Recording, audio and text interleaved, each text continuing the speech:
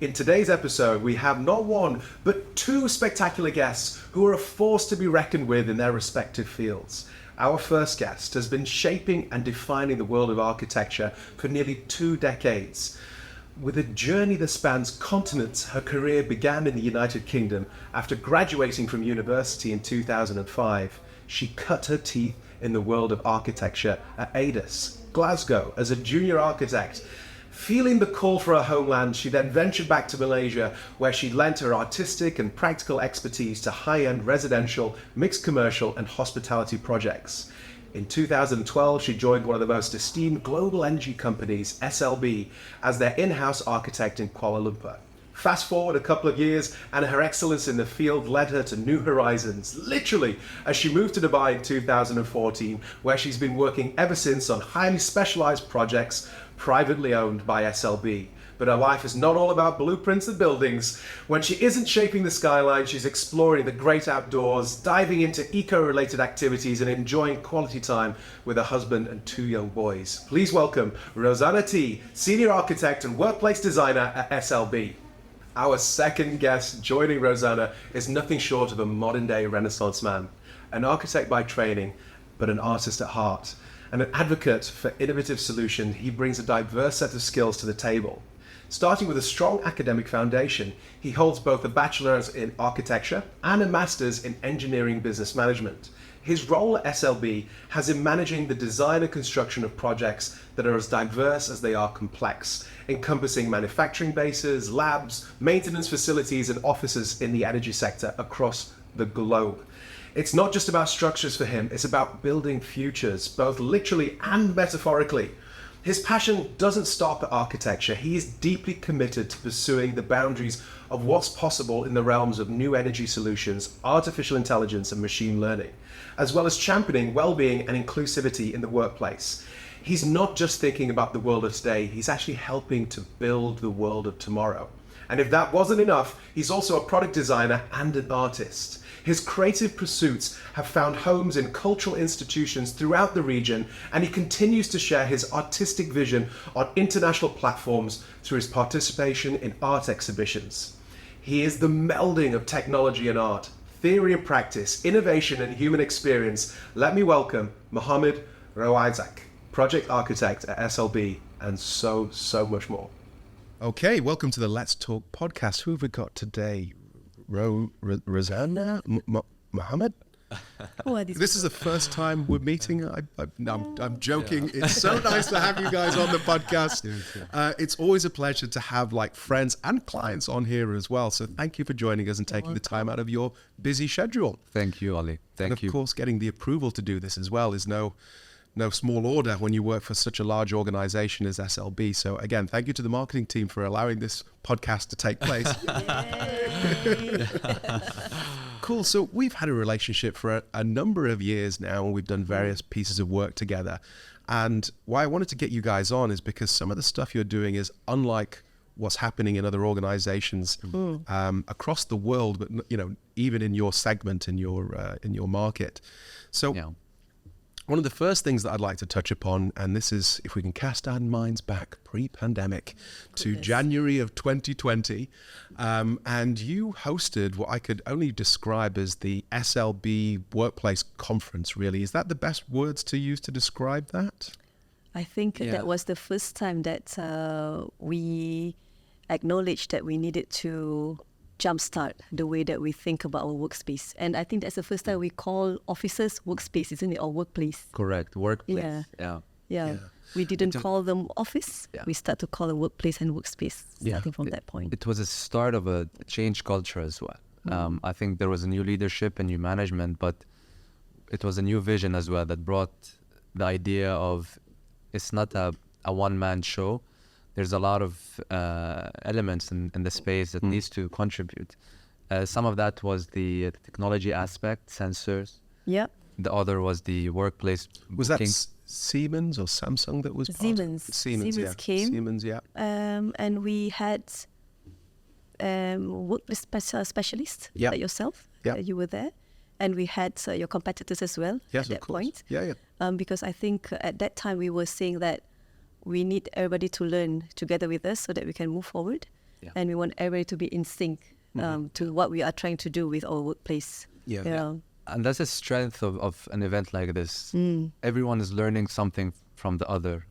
And I think collaborating and partnering with each other adds value to everyone, essentially. And I think for us, there is a very high value in terms of convincing the whole community and the whole population that there is value and there is benefit to move that direction. Yeah. So it's interesting because most organizations would send the team that's been assembled for that project to a conference, and they would learn from a number of different manufacturers and suppliers or thought leaders in the market. What are the latest trends around workplace in this example? And then they would come back to the organization and try their best to kind of repeat what they had heard and implement some of those solutions. But you guys decided to kind of flip the script. So for those that are listening in, what they did is they flew in their heads of real estate from all over the world to Jebel Ali in January 2020 and had myself, Siemens, Hayworth, Steelcase, I recall as well. Am I missing anyone? The Leesman Index was there as well. And they all got to hear at exactly the same time an update on the latest trends and research that was happening, so that everybody was on the same page.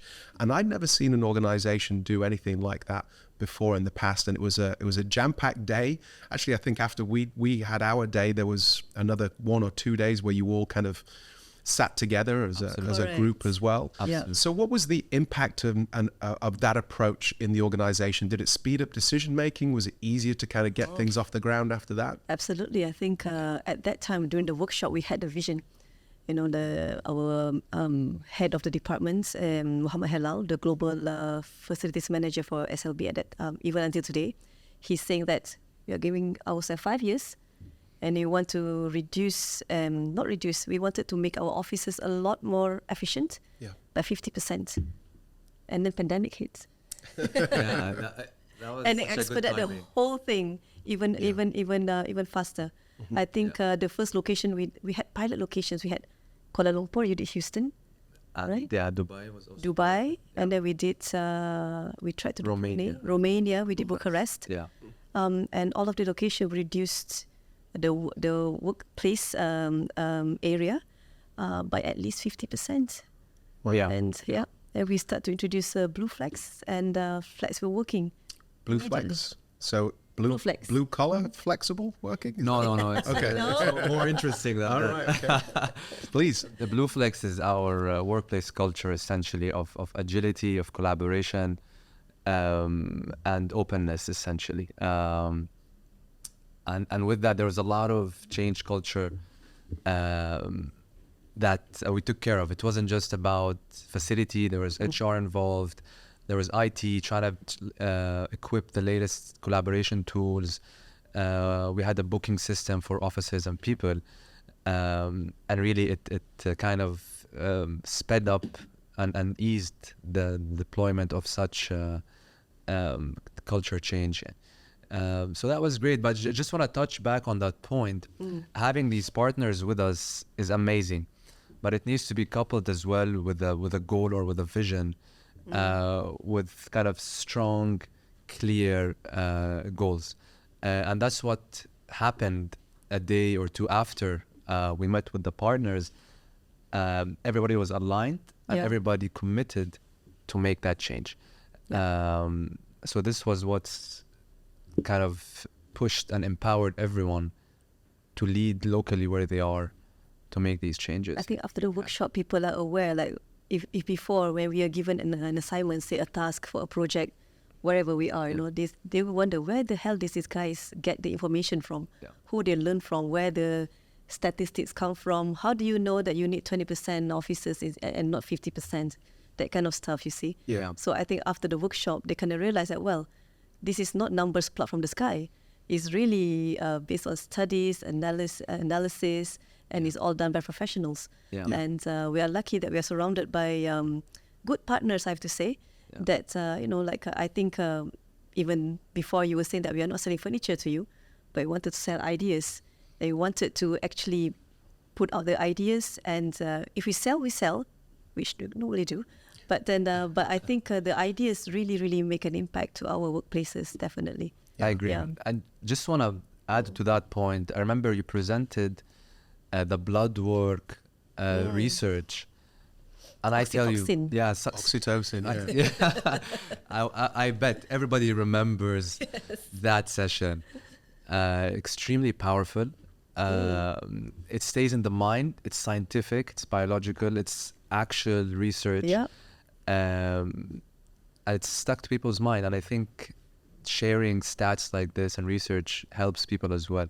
Yeah. Not just design concepts or kind of subjective impressions of what the space. It's not just theories, you know. Yeah, it's not just theories. It's There all you go. backed up by scientific data, which is really good for us. Yeah. To, you know, we love it when it's theoretical, but when it comes with backing of analysis and scientific data, it's even more convincing for us. Yeah. Definitely. So for those that aren't that familiar with the research, this is some content from Dr. Paul Zak in the States, where there was a study of 97 participants where they took blood draws from participants in a number of different settings in the office to figure out which were the best settings for performance. For oxytocin, which is a trust molecule, and also adrenocorticotropium, which is a quick release stress hormone. So they could find out where were the best remember spaces this. in the office for reducing stress and also building trust between people as well. So yeah, it's a phenomenal piece of research, and I always enjoyed presenting that one. There's usually a few people like, whoa, what are we doing here? Like, you're not taking any blood from me today, are you? And like, It's unexpected as well. People No. are like, how has this got to do anything with the workplace? But it has to do everything with the workplace. It does. Yeah. And on that, please explain a little bit about your roles, because again, this is something that I see that's a little bit different from most organizations. Please explain to the listeners what it is that you do, and then maybe I'll explain why I think that's a bit different to many other organizations. Okay. We are in-house architects in a nutshell. So we do design in-house. So I think for any of us that has worked outside, when we come to SLB, it's a very niche place to work as an architect.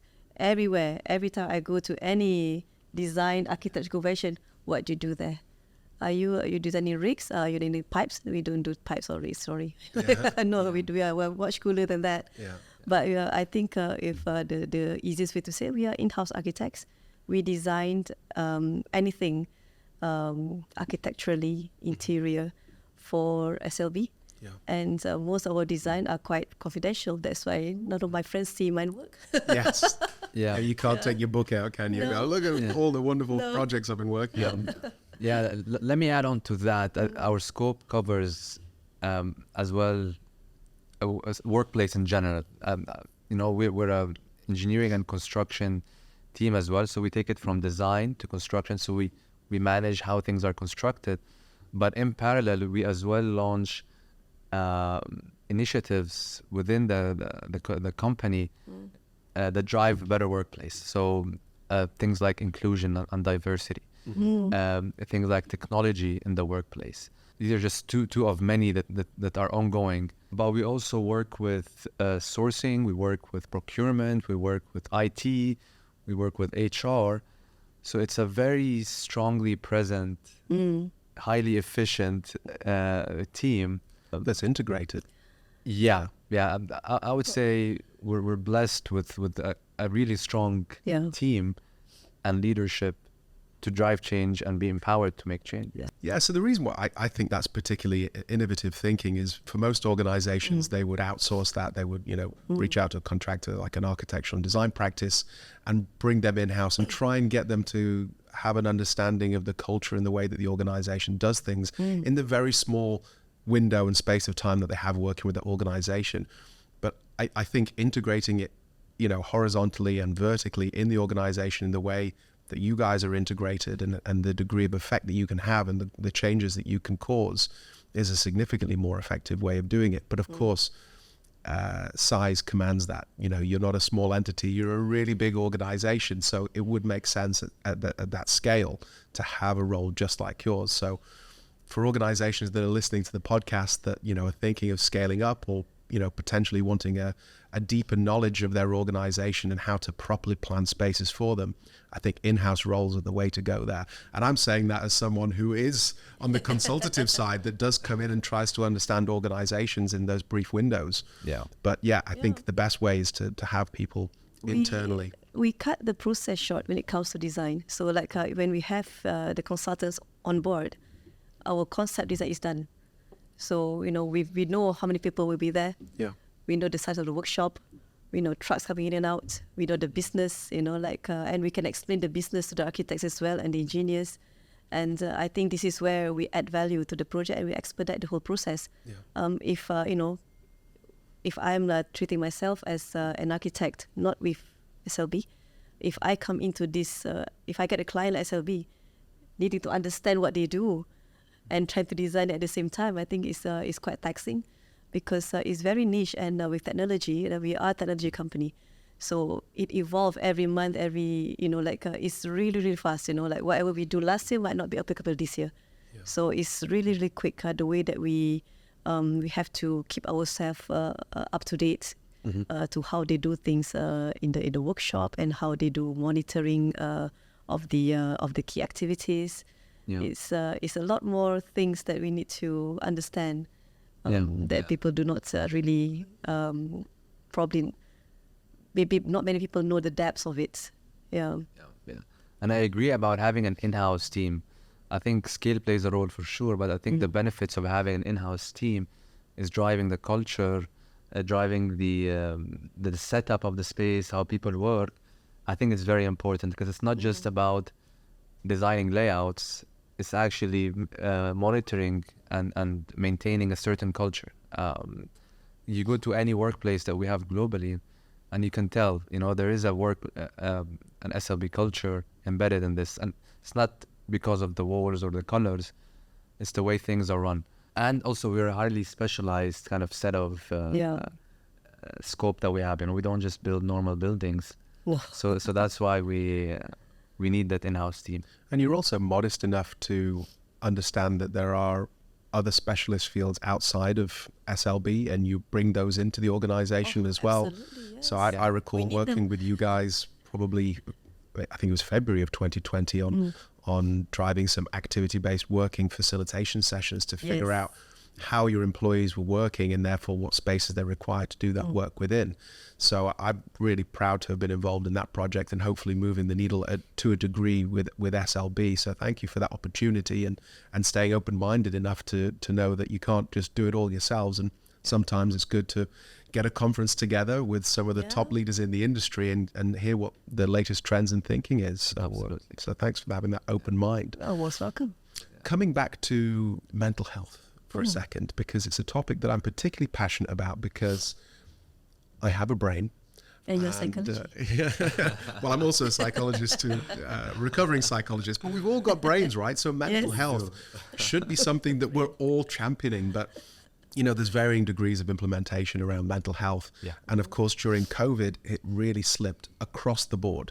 Like if you look at some of the data coming from Gallup, stress was up by 5% during the COVID years, anger was up by 4%, and sadness was up by 4% as well.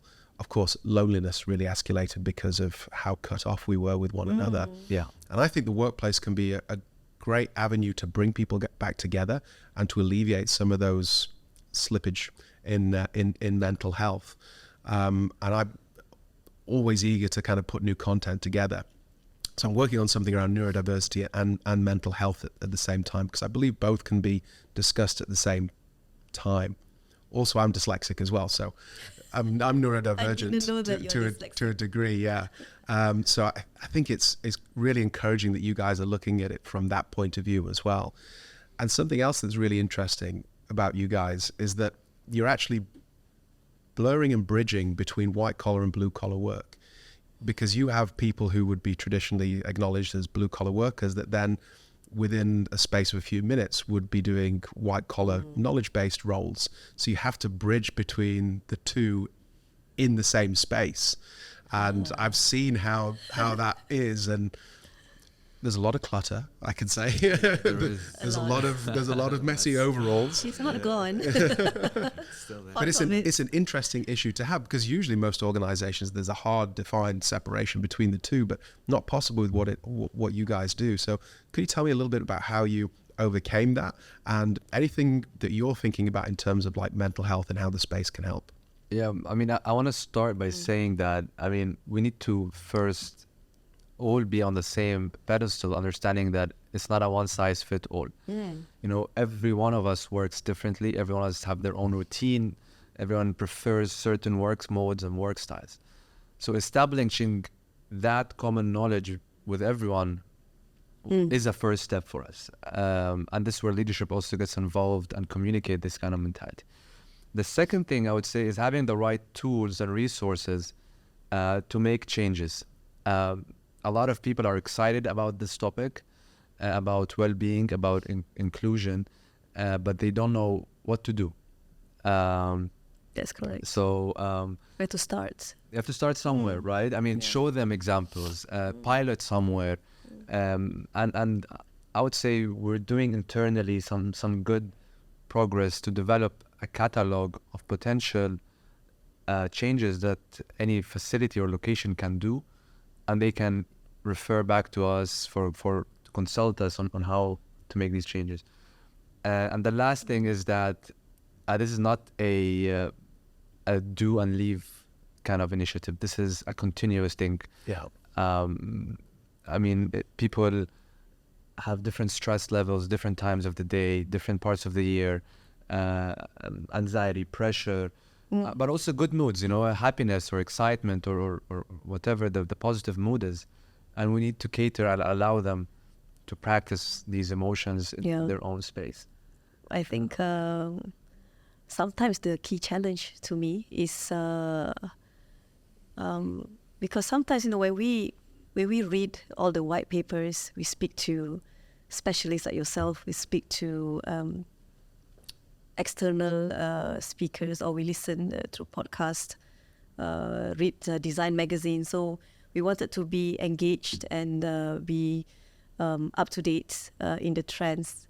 But as much as we want to do that, we have to acknowledge that not everybody would appreciate it. And as we mentioned, in a big organization like the one that we are working in, we need to somewhat find a balance. And a lot of times we give in, I have to say. A lot of times we give in, admit it. But I think it doesn't mean that we are giving up.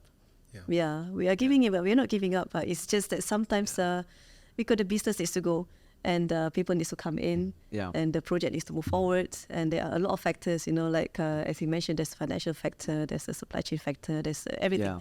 So, but where we are, you know, in the middle, a situation like this, we always have to know where we can give in a little, and where we have to fight hard. Yeah.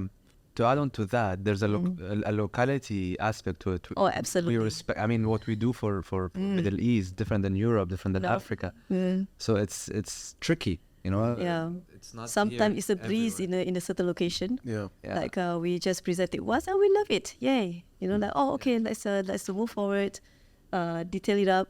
But in certain location, no, we hate it. Yeah, why? We don't do this here. Yeah. Why? So tell me about that, because you're presumably you're trying to implement a global standard that you have at SLB in a local application. So how does that work? Are you adjusting for the look and feel locally, but implementing a functionality that is like across the board internally within SLB, or are you just trying to deliver a package so that every office is exactly the same in the world? This is very interesting to answer, because I think now we are in between the process again. We've just done our rebranding exercise. So, and I think the next phase of the rebranding is also interior. So, and I think the global rebranding team is talking about having a similar look, not to say exactly the same look, but they want to have certain similarity, so that when you walked into SLB facility, they know, we are. You know it's SLB when you walk in the door. We know. Yeah, That's right. that's in a it. good way. Yeah, of course. Yeah. That's what you want. You want that, but Yes. then there has to be a regional nuance to it as well. You know, Yes, of course. different cultures have a different degrees of vibrance that's required. Absolutely. There's so many alterations that need to be considered, and Yes. sometimes the branding team doesn't quite understand that. They're like, well, all the walls need to be this color. Well, No. that color might be very offensive to some cultures in some instances, so it's difficult to. You're absolutely correct. Like say, I'm only saying this in a what you call it, a most positive vibe ever. Like say, if you go to Europe, they love all these pale, very neutral, very Scandi. mute colors. Yeah. You know, to them is very nice, and they do not mind the method statement to be like just dots or like one dot in a Less is gap more. of 1 feet, another dot. You know, that's fine. But in another location, I can't see it. It's to be vibrant. Yeah. It needs to be colorful. Why is there? Have you not painted yet? You know, like, so. But this is where we need to find the balance, lah. But I think in that exercise, because now we are in that process again, because so I think we need to set the tone, and where can we find the balance? You know, and I think the key word is we need to embrace the diversity.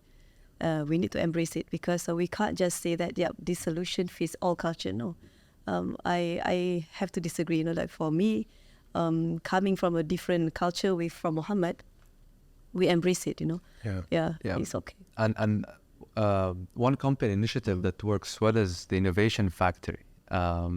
So, you know, part of a big arm of what we do is digital and integration. So we do AI and machine learning solutions to customers. And we all knew that having a standard office is nothing like what we can perform. So this new initiative is basically spaces that feel like a startup inside this corporate environment.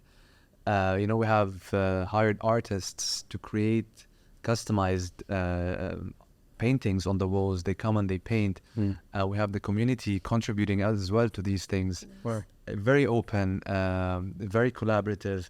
You go inside, you're like, you know, you feel, I've never seen anything like this, hopefully, before. And we have 7 of them globally. Each one is totally different, but at the same time, it feels like an innovation factory because of the fluidity of space, the kind of spaces in there. Okay. Just looks different. So other than the Innovation Factory, where is the most progressive office from your perspective currently? And can you describe it? Just progressive in terms of workplace. No, my managers will listen to this podcast, and you know, I'll get in It's trouble. your opinion, not necessarily the opinion held by everyone at SLB. Progressive. Yeah, progressive in terms of workplace and functionality and. I think the one that I did in London is quite good. Okay. And I only say it because the people there is not one nationality as well. It's diverse, you know. It's a global team too, and again, it's there's a good range of age, from most senior, like 20, 30 years in the company, to the quite new interns that just came in. So I think it's quite nice to see how everybody embrace the new way of working that we are trying to promote. The least number of single offices, and we managed to create focus rooms, as many as we want and as many as we can, and then that is accepted to them, that they can actually use it. And book it, and it's not only for certain grade and above, it's actually for everybody. Yeah. To be honest, I'm quite Go on, you can do it. You can do it. You can just. I'm quite keen to see if it will be like that in the next 2 years. Let's give it 2 years and see how it will happen. How the dust settles. How will happen, yeah. Can you add any further elements of description to Rosanna's testimony on this office?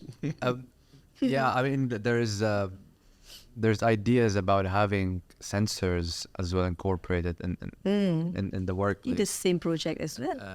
Data is very important to make changes, to optimize or reduce footprint, to know where people are using spaces, etc.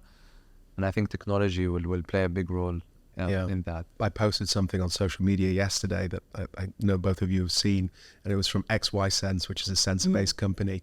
And I mean, this was even true pre-pandemic, but post-pandemic, it's gotten even worse. 39% of desks in private offices are unoccupied the majority of the time. Oh, really? Yeah. Oh, no. Yeah. No. Who saw that coming? No way. No way. Data is wrong. Yeah. And again, like the most highly coveted spaces were the meeting spaces between like 3 and 4 people, 90% occupancy in those spaces. Again, the vast majority of meetings are between 3 and 5 people. So why have we got these massive meeting rooms when there's just pinballs of people rattling around in them?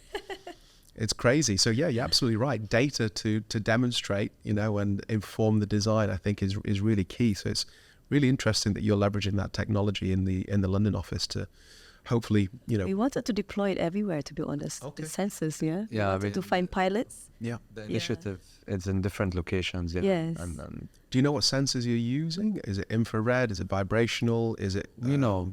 I mean, there are 3 types: the infrared for sure, so that we understand density and numbers of how many people per setting. But there's the occupancy, which I believe is The key. the on and off. I'm not sure exactly what's the technology behind it, but Yeah. we know if someone is there for how long, Okay. at what time of the day. That Some kind of really interesting tech coming out with the integration of AI in Wi-Fi. Oh my So they can train an AI to interpret Wi-Fi data to act as almost like a sonar in a bat, and it can basically get a reading of where people are in the facility through walls. That's crazy. That's crazy, right? Scary, yeah. So there's not just And scary, yes. there's not just the relatively innocent workplace application for that, but also I think in Batman they had something similar, didn't they? Where they could track people all over the planet, which is a little bit more sinister, I suppose. But for workplace, yeah, it'd be great to have more data to make more informed decisions and potentially consolidate real estate where required and possible, and to drive more important spaces that the employees seem to really want and crave. I think that's really, really key. So we're coming close to time, but I'd just like to kind of touch on one final thing, because I'm feeling really passionate about this work that I'm doing into biophilia at the moment, which is our affinity to be at one with nature, to access like green, vegetation, these sorts of spaces, natural sources of daylight, clean It fresh feels air. like you are part of our team, Ollie. This. much needed. Yeah, for I sure. think. Hey, offer me a job right now. Like this could be the interview. Have right you been now. stalking? Did you bug our office or something? So what are you doing around biophilia? Honestly, I had no idea. It plays a role for sure in the workplace, but I think so far it's not a primary component, and this is where I guess we can do a lot of work. But we all know that it adds a lot of positivity. People like to see plants, There was a webcast that we did, and we talked about wildscaping. We talked about wildscaping and how do we induce nature in the right climate. Yeah.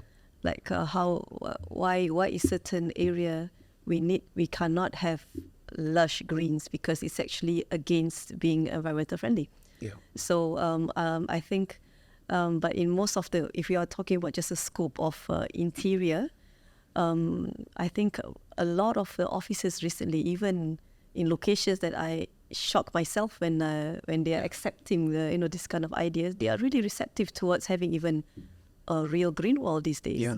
Calling a proper contractor to come in 2 or 3 times a week and maintain it. And I think people starts to be really open about having a more soft and close to nature workspace to work in, rather than desk, Yeah. chair. I think we really need it though, because like in the Middle East, like I've got a bit of bronchitis going on at the moment. it's a problem, and like we know here that the air quality isn't that great in the desert. And if you look at the well building standards, like 40% of the accreditation is air quality. Yeah. So you're not going to get that from just sticking lots of air conditioning units everywhere. That's not necessarily going to be pumping in fresh air all the time. The only way you're going to get it is by adding more plants, more greenery, more vegetation. Yes. And I recall seeing something on social media the other day where a guy had basically like a really large bulbous vase that he's had for 70 years, and he put one plant in it 70 years ago, sealed the top, and he's never opened it again. Yeah, I've seen it created his own microclimate in that environment. Yeah. And it is possible so to do cool. that in the built environment as well, and create like plants that are purifying the air for us. I mean, we kick out lots of CO2, and that's what they thrive on. And then they kick out what we need. Yes. And I think there's something like, I believe it's 8 to 12 plant ratio per person in order to get the oxygen level in the air to a level. How many? To 10. 8 to 12 plants Per person? per person to get the oxygen level We only have to a 4 in our degree. office, and there's 7 of us. Yeah, exactly. So We'd be living in I a haven't forest. seen any offices that are doing this really well, except bar one, Lend-Lease. These guys are doing it quite well. I think they have a ratio between 6 and 8 plants per person. And if you can have that, you can affect the air quality so much so that the oxygen content in the brain is up by 1%. Wow. And the more oxygen in the brain, the more creative you are, the more awake you are, the more switched on you are. So Yeah. I'm a big advocate for not just greenery, but light, fresh air, Yes, yes. sounds of water. People have been asking to have plants. They and do, I they think do, There they is do. demand, and I think with some of these information, there's Yeah. Yeah, I mean, Bronchitis, yeah. we're Bronchitis. we're slowly running out of time here, but I just want to add like one observation I've had since being in the Middle East. I've done a lot of work in Saudi over the years, and of course, there's still like the male-female divide in the offices where the ladies have their own ladies' court. space. Yeah, I used to design those. exactly. I love it. I feel so special. They have the best spaces because obviously Yes, of course. they want to be in there so they can take the habaya off and they can relax in those environments, and then the gents have their own beds. space. And if they come in, they have to give notice so that they can cover up again. But what I've discovered from going through a lot of these female-led spaces is they're the best spaces in the office. They're the greenest spaces. Yeah. They're the most beautiful and functional as well. And then when you go to where the men are working, is just cubicles and mahogany and Have you purple been and to gold. what's the library in Sharjah? What is it called? The Noah Foster did. House of Wisdom. There's a corner for ladies. Is the best. Yeah. We have double-decker bed. Yeah. And it's fabulous, like I really feel sorry for men out there. Yeah. You're We need more, jealous. we need the ladies to be making decisions around workplace here, because we see what happens when the men have the decision making power. It's boring. It's devoid of like greenery and vegetation and light, and it's just there for efficiency, and that's not what we're here for. Another We're not thing here that just for we- efficiency. And we always learn something new when we meet Ollie, and today is about vegetation. Yeah. 8 plants, yeah? So let's work on that. We 8 to make a 12 jungle per of person. our 8 to 12 office. Yeah. I will do that. I've got Let's some do new that. research that's coming out shortly on that one. We're excited to see it. Yeah. Well, thanks again for coming. Great to meet you for the first time. I know. And hope to have you guys back on again, maybe in a few podcast time. Love to discuss some more of the initiatives that you're doing locally and abroad, and how you're getting on with a neuroscientist on the team. So again, thank you so much for coming. It's been a real pleasure having both of you guys on. Thank you for hosting Thank us. you. It's been amazing. Cool. Yeah. Thanks. Thank you. Thank